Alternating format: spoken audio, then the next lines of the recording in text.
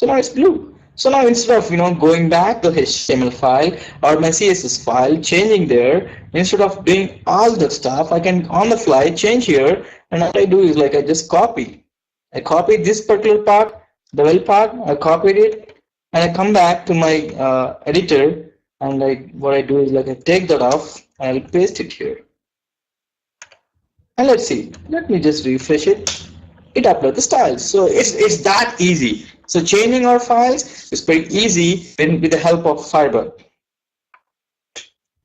Oh, oh my goodness. Okay, I'm really sorry about this. This happened.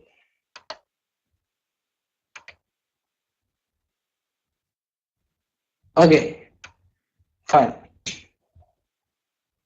Okay, let me go back to everything. Goodness.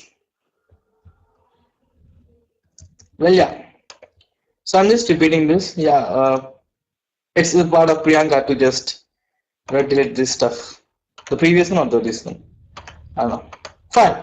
So I'll refresh this. Now you guys can see here. This is the latest, whichever we have written in Firebug.html, and this is the bootstrap styling. Now what I want to do is like I want to increase or decrease the stuff. I guess you guys understood, the arrows on my keyboard.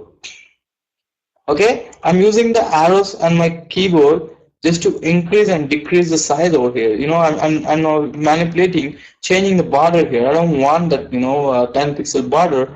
Instead I want something 4 pixel border is, and I don't want the dashed.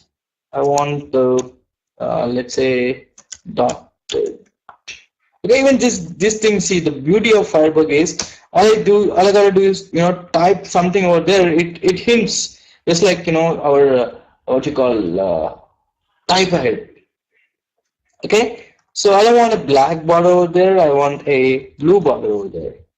Blue border. So I can change it. If you want to add a new style, what I do is like you come here at the bottom, double click there. Okay, you double click and say padding. Okay, see it hints out there. Padding, I want a padding of 10 pixel. Or let's say 10 pixel padding does not look good. Let me say I want a 25 pixel padding. And I want a font size there. So I'll just say I press tab over there. Okay, tab will just prompt me to add a new style. So I'll say font size. Again, I pressed a tab here. I want a 24 pixel font size. You can see that. It's a 24 pixel font size. I can increase the font size too. I can decrease the font size too. So instead of going back to the files and jumping back to the browser, refreshing it, I can test it here. Okay, how does my layout look like? Okay, does it look good? If it looks good, all I do is like copy this. Okay, I'm just copying up to the well. I copied it. I go back to my editor and I just paste it. Okay, just paste it. I paste it. I come back here and I'll refresh. The styling gets applied.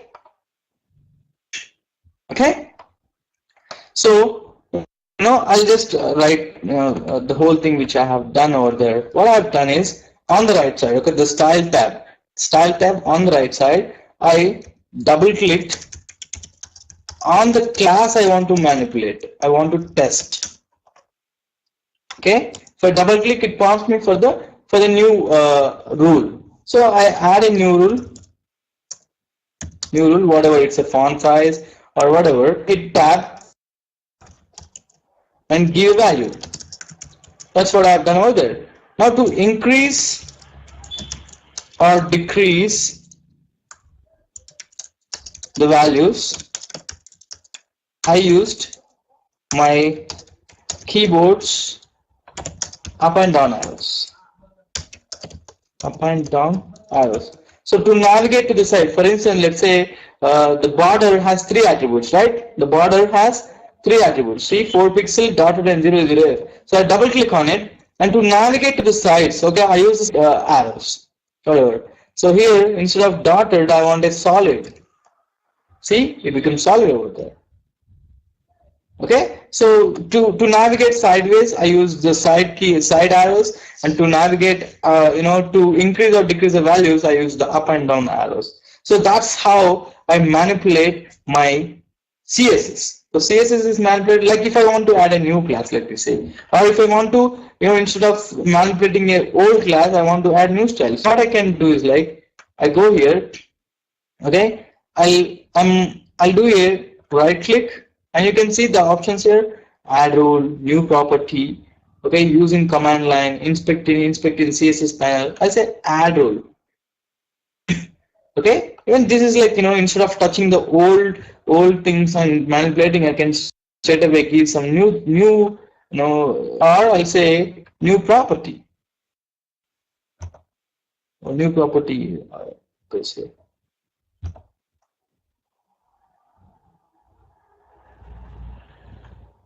Okay, new property is the same as double click. Like even if I double click, also it's on the fly. Now let's come to the HTML part. Let's leave this CSS part, and I come here. Okay, I come here, and I don't want this to be class equal to well. So I double click on the code. Now you see that got highlighted.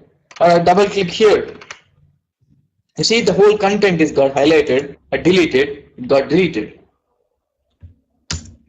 Okay. So I can even manipulate my this, instead of well as a panel. You see this is panel now. The styling has gone. But if I refresh, it comes whatever the HTML file which is in our background.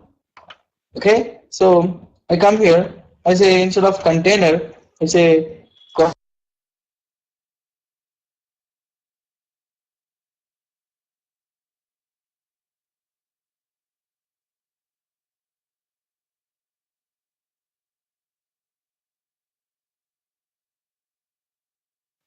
okay, here I'll say call instead of well, I say call md 4. I'll say well 2. I'm giving two classes over there. Now you see they are side by side now. Or even for this, I give call md call. So call md4 is a default class for Twitter Bootstrap. Actually, it's a great. If you guys, after the class, just go to getbootstrap.com and figure it out. Okay, this is how I did. Again, I inspect. Okay, call md4 looks like it's art and art. I'll say I'll roll back it to container. Now you see, if I say container, okay, this is good. This is cool. It appears. Now pretty nice. All right. Any questions here? I'm manipulating. I'm manipulating my CSS. I'm manipulating my HTML. Okay.